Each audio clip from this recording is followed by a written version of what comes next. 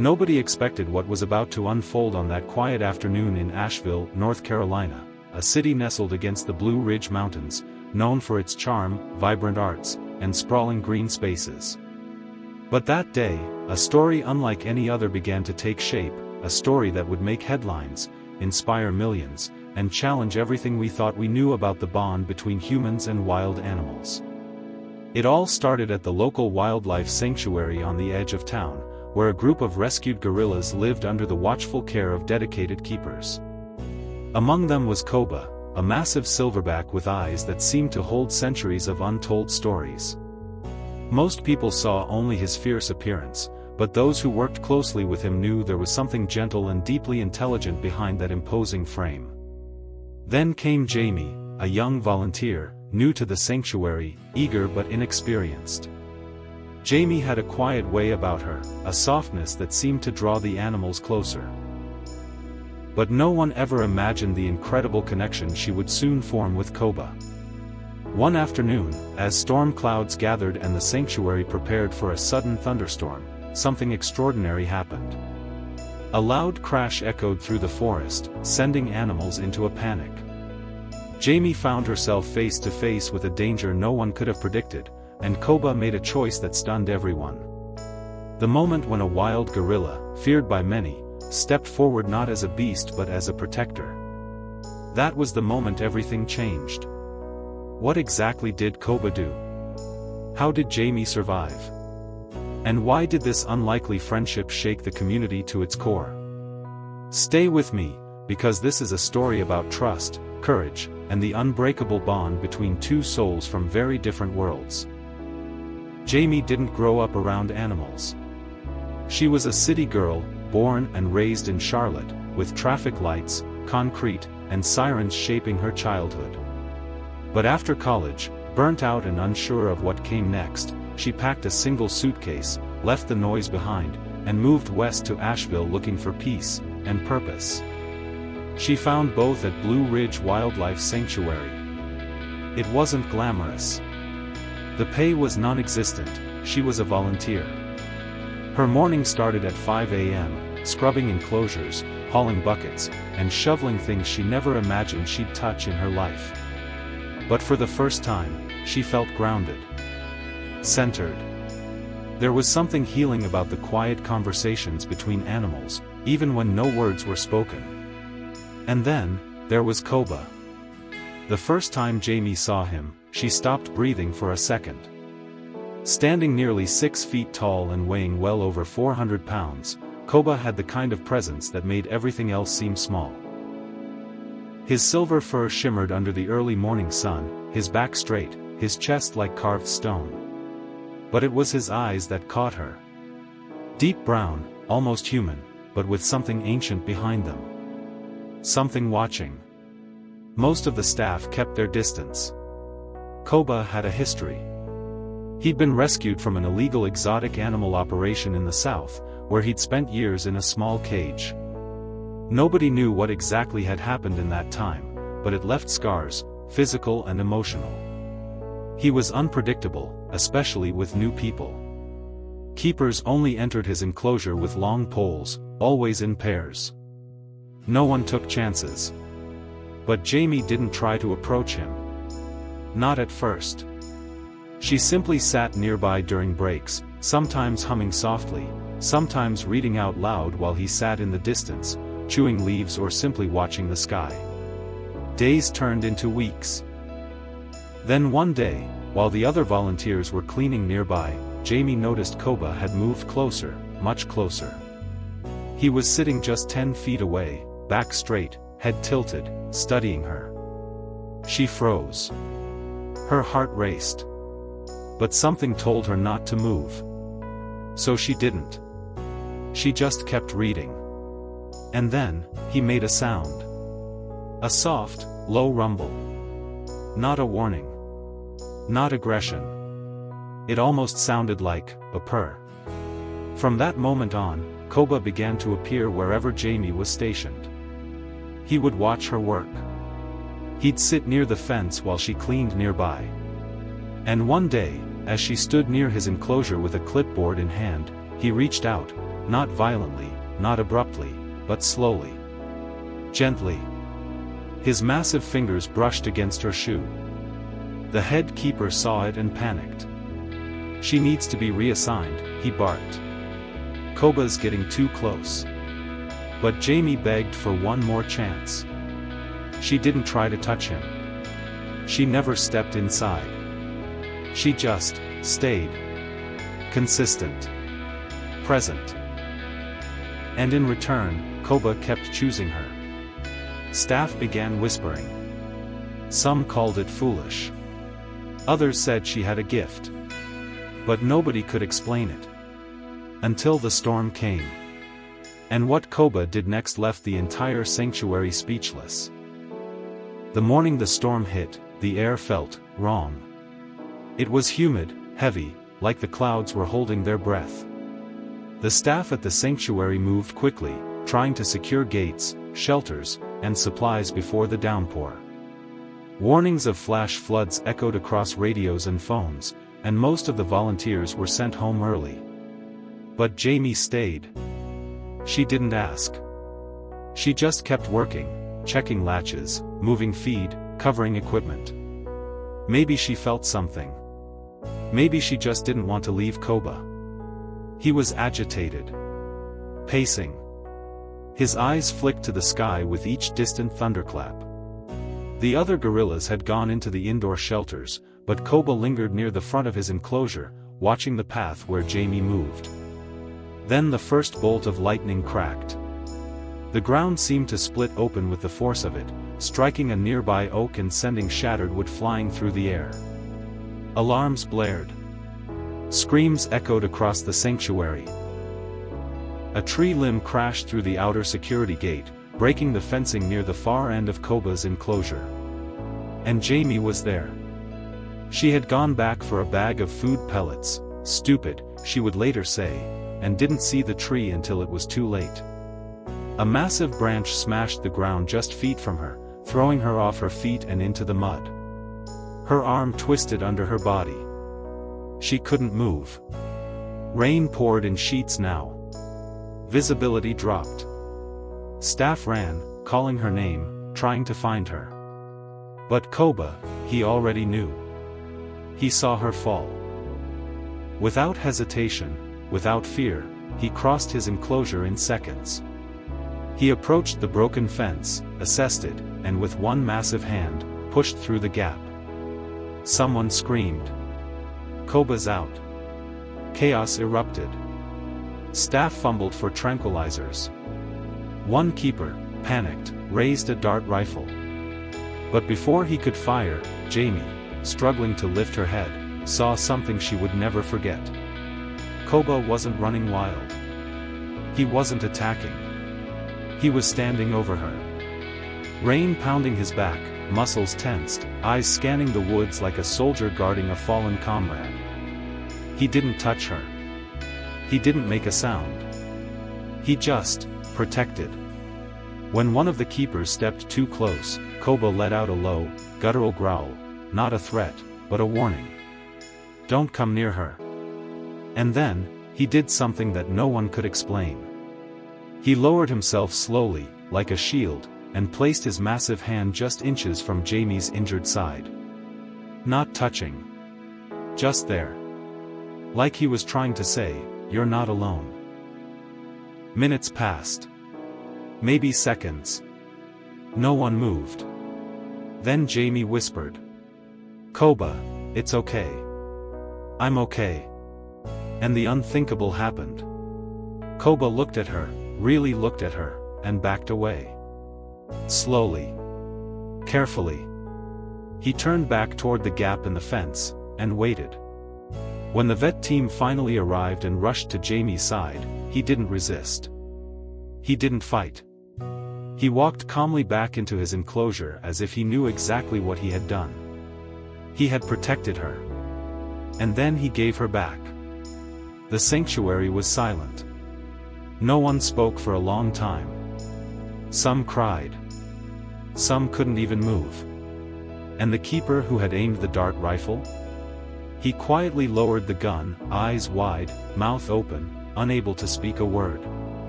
From that moment on, Jamie and Koba weren't just volunteer and guerrilla. They were something else entirely. By the next morning, news of what had happened spread far beyond the sanctuary gates. Local papers picked it up first. Guerrilla protects volunteer during storm. Then regional news outlets. Then national TV. By the end of the week, there were camera crews outside the sanctuary, asking the same question over and over again. Why would a wild gorilla protect a human? Jamie had no answers. Not the kind the media wanted, anyway. But in her heart, she knew, this wasn't about animal instincts or training or coincidence. This was connection. After the storm, she was placed on medical leave, just a minor fracture in her wrist and a few bruises, but she couldn't stay away for long. She needed to see him. Not just to thank him, but to understand. So, after a few days, she returned. Koba was back in his enclosure, as calm as ever. But something was different. As Jamie approached, there was no pacing, no watching from a distance. He stood and walked right up to the fence. Their eyes met. And in that moment, with dozens of staff and cameras around, he pressed his forehead gently against the mesh. Not aggressively. Not dramatically. Just, quietly. Like a greeting between two old friends. Jamie knelt and did the same. Everyone watching held their breath. From that day forward, everything changed inside the sanctuary. Koba, once feared and unpredictable, became peaceful. He stopped growling at keepers. Stopped turning his back. He even began participating in enrichment games he had once refused. And Jamie? She was offered a full-time job on the spot. But it wasn't about employment anymore. It was about something bigger. The staff began referring to her as the Gorilla Whisperer behind closed doors. Visitors asked to see her. Reporters requested interviews. Even animal behaviorists across the country began calling the sanctuary, trying to analyze Koba's behavior, looking for patterns, explanations. But the truth couldn't be measured in studies or theories. Because sometimes, two souls just find each other. One afternoon, months after the storm, a group of schoolchildren visited the sanctuary.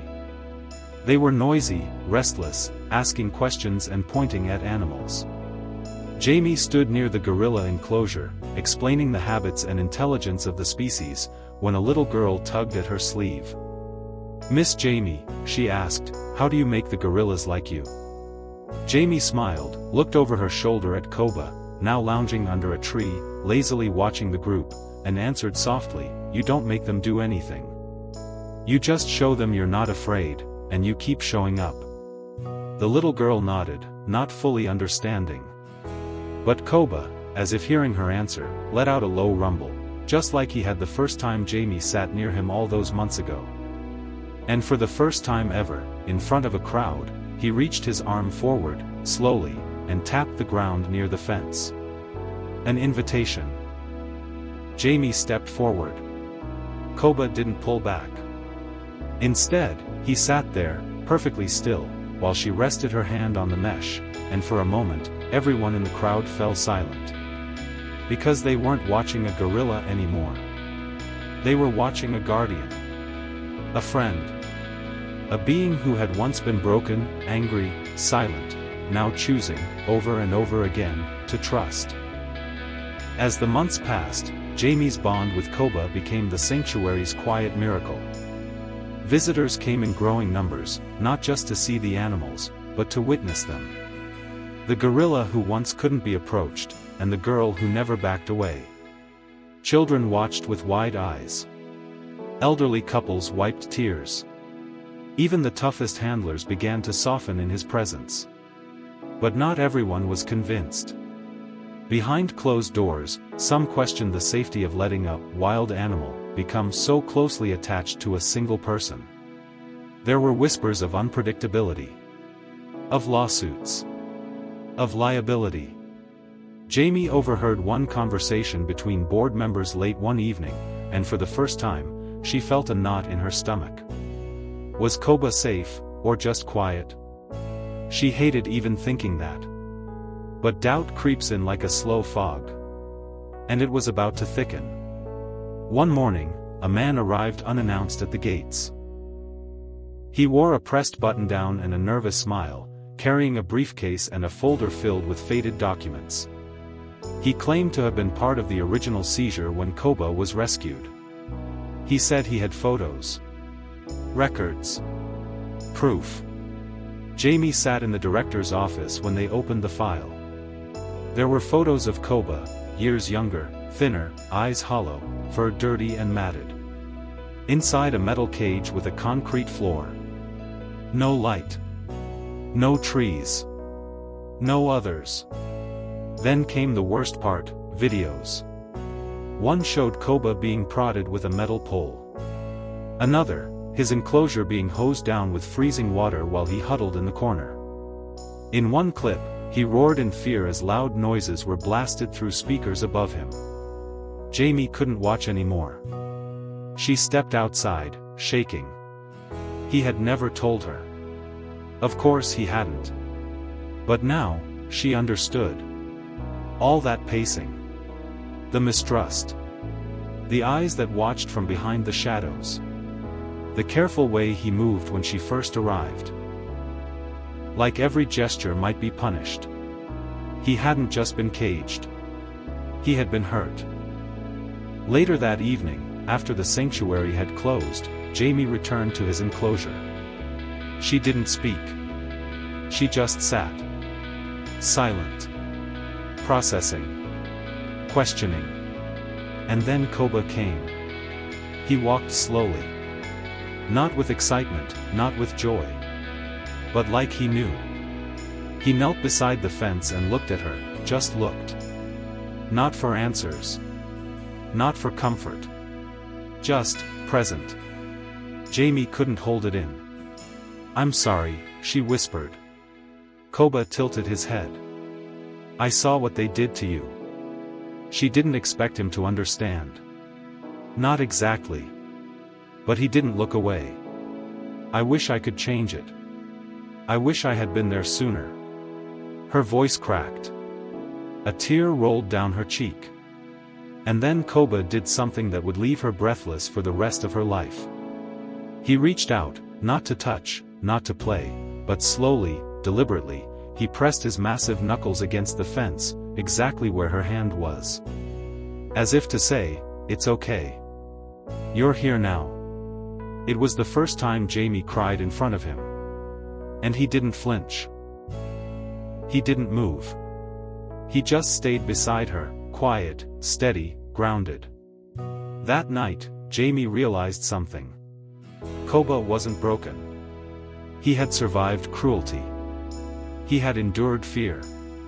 And somehow, he had chosen to trust again. To protect. To love. Not because he forgot the past. But because he had finally found someone who saw him as more than a beast. As someone worth healing. Time moved forward, but for Jamie and Koba, their bond stayed the same. Every morning, she greeted him. Every evening, she checked in, even when her shift had ended.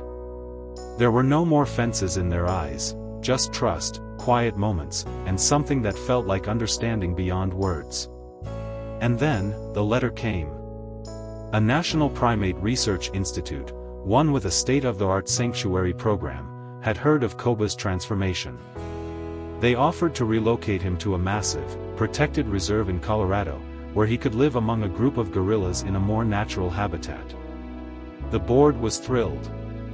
It meant positive press, funding, prestige. But Jamie felt her heart sink. Of course, it made sense. Koba deserved wide open spaces, real trees, not fences. A place where he could belong. But the thought of him leaving left her breathless, like someone had knocked the wind out of her. She asked for one thing, to be the one who told him. So on his last morning at Blue Ridge Wildlife Sanctuary, she stood by the fence, holding the small green pouch she always carried, filled with his favorite dried fruit. Koba approached slowly, already sensing something was different. Jamie knelt, like she always did. She tried to smile. "I think you're going somewhere better," she said softly. "A place with more sky. More friends." Koba tilted his head. Her voice broke. "I don't know if you'll remember me. Maybe you'll forget. But if you do, that's okay. I just hope you feel safe there." She reached into the pouch and pulled out a single dried mango strip, his favorite, and slid it under the fence. He didn't take it right away. Instead, Koba reached toward the fence, as he had done so many times before, but this time, he didn't stop at touching the mesh. He placed both hands gently against it. Slowly. Steady. Jamie mirrored him. Palms to the fence. Skin to steel. Heart to heart. Neither of them moved. A few minutes later, the transport team arrived. No sedatives. No tranquilizers. Koba walked into the reinforced crate on his own, calm as the mountain air around them. Not because he was being taken, but because he understood. As the truck pulled away, Jamie didn't cry. Not yet. She stood alone at the edge of the sanctuary, watching the road wind through the trees.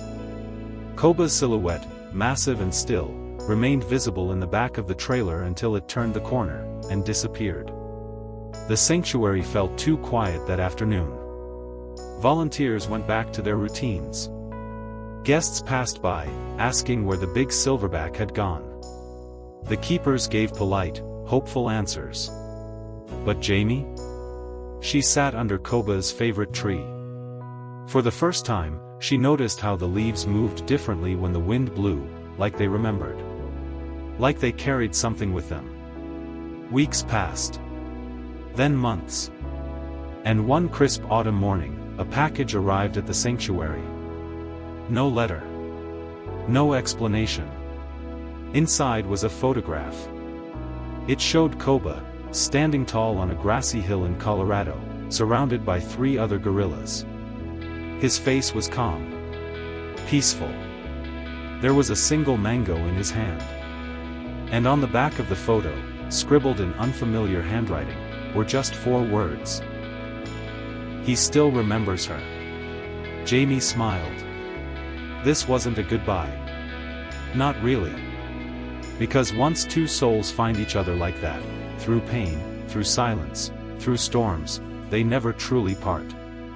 And somewhere, under a wider sky, a once wounded gorilla stood tall, because someone, once, sat quietly near him and never left.